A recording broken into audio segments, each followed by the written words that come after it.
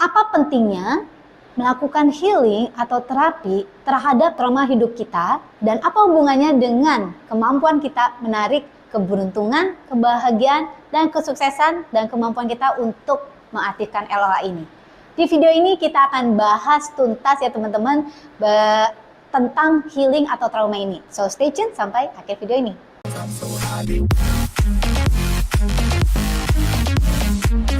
Halo teman-teman semua, welcome back to Theta Omega TV channel. Saya dengan Clara Angeline dan di channel ini kita banyak membahas tentang mind reprogramming, tentang healing dan juga tentang law of attractions, tentang money mindset ya, tentang bagaimana cara kita menjadi magnet uang, magnet keberuntungan, and of course about managing your personal finance.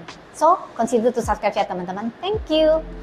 Oke, so teman-teman beberapa waktu yang lalu kita mengadakan webinar jadi collabs bareng dengan salah satu pakar healing, terutama Ci Amel ya, Kak Amel, pakar healing di bidang past regressions.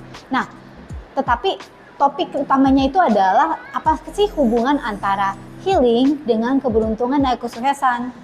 Jadi buat teman-teman yang males banget ngedengerin karena itu live recording 1 jam ya, kalau memang malas ngedengerin, ini adalah ringkasannya. Bukan cuma ringkasan, saya juga tambahin beberapa dari diri saya sendiri yang pendapat-pendapat saya.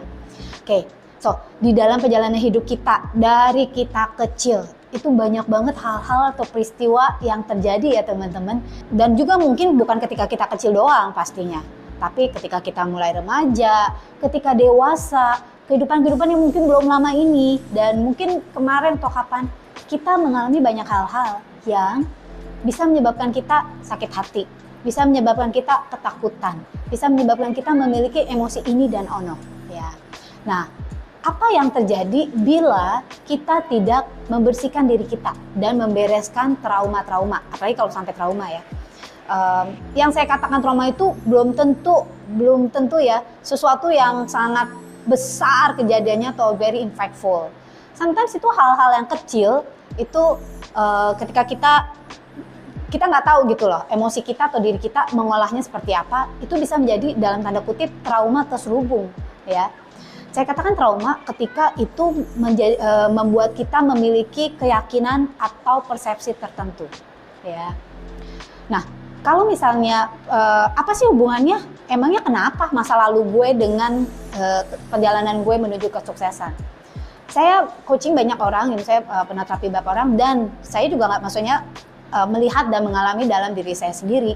Itu teman-teman hubungannya huge, besar banget, erat banget.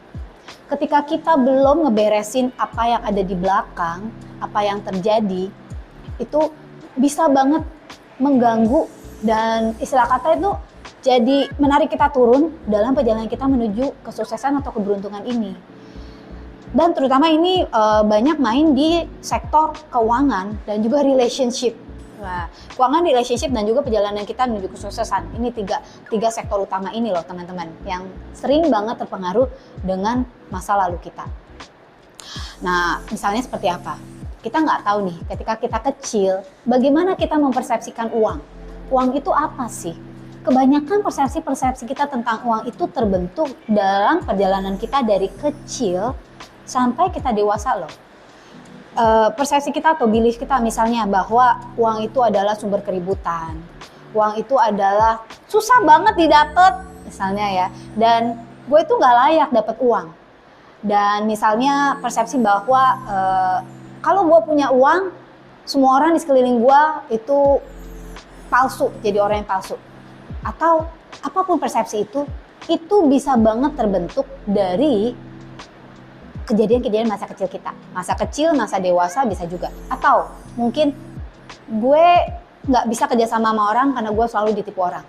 Itu bisa jadi karena beberapa pengalaman yang terjadi dan akhirnya tanpa kita sadari hal itu terbentuk. Dan hal itu terbentuk, kita perlu banget untuk melakukan terapi dan menghilangkan trauma-trauma ini. Teman-teman mau dikendalikan oleh masa lalu? Apakah teman-teman bersedia masa lalu kalian ini membuat kalian tidak bisa menjadi versi terbaik di dalam hidup kalian? Nggak mau kan? Di dalam relationship, ini juga adalah maksudnya berdasarkan dari pengalaman-pengalaman ya. hati-hati yang namanya relationship. Banyak banget, misalnya nih, kalau kita pernah ditolak ya siapa sih yang nggak pernah ditolak, mungkin ya, atau kita mengalami masa kecil misalnya tidak terlalu diperhatikan, abandon oleh mungkin orang tua kita, terlalu sibuk bekerja, tidak banyak punya waktu, atau mungkin ada kata-kata dari orang tua kita yang ngomongin bahwa lu tuh ngerepotin banget sih, lu tuh nggak, dan berbagai hal yang membuat kita merasa bahwa you're not important, I'm not important, gue itu nggak penting, gue itu secondary. Nah, teman-teman, ini bisa banget mempengaruhi relationship kita. Dan pernah nggak teman-teman ngelihat seseorang atau mungkin ngalamin pola di dalam relationship, kok sebenarnya kalau gue ngelihat silver liningnya sama, aku selalu ketemu calon pasangan, misalnya pacar atau prospek atau bahkan pasangan hidup yang memperlakukan gue seperti ini. Apakah semua cewek atau semua cowok di dunia memang seperti ini? Nah, sebenarnya teman-teman, kita itu menarik apa yang sebenarnya ada di dalam diri kita. Jadi dunia luar kita adalah refleksi dari apa yang ada di dalam. So ketika ini terjadi, itu sebenarnya adalah karena kita belum melakukan healing ya, atas trauma-trauma atau persepsi-persepsi yang pernah kita simpan dari seluruh perjalanan hidup kita. Khusus untuk sektor relationship ya, untuk mereka yang istilah kata jump dari satu relationship ke relationship yang lain, tetapi selalu menemukan orang yang mirip-mirip, menurut saya hentikan. Ya, lepaskan dari yang relationship yang sekarang, dan maksudnya jangan mencoba untuk memulai relationship baru sebelum kita membersihkan yang ada di belakang ini. So teman-teman, kesimpulannya adalah it's a huge relationship antara healing dengan kemampuan kamu meraih maksudnya perjalanan kita meraih hidup impian kita. Kalau kita tahu ada hambatan-hambatan yang kok saya nggak bisa lihat gitu ya, cari seseorang yang memang benar-benar bisa menolong kamu gitu ya. Saya ya terapis seperti saya gitu ya. Banyak tadi di webinar ini kita juga bahas banyak sekali tools-toolsnya, istilah kata setiap terapis atau coach atau healer atau counselor itu mereka punya caranya sendiri. Saya sendiri ada punya banyak gitu ya toolsnya. Nah, dan semua ini itu ada untuk membantu kamu untuk menjadi versi diri kamu yang lebih baik. So, teman-teman, jangan lupa untuk bisa membuat diri kamu lebih bersih, lebih oke, menarik apa yang kamu inginkan dalam hidup. Jangan lupa untuk lakukan healing, bersihkan diri kamu dari trauma-trauma masa lalu. Ada yang bisa kamu lakukan sendiri, ada yang mungkin kamu perlu bantuan. Dan mungkin kamu bisa cek di video kita, YouTube live webinar kita waktu itu, di recordingnya.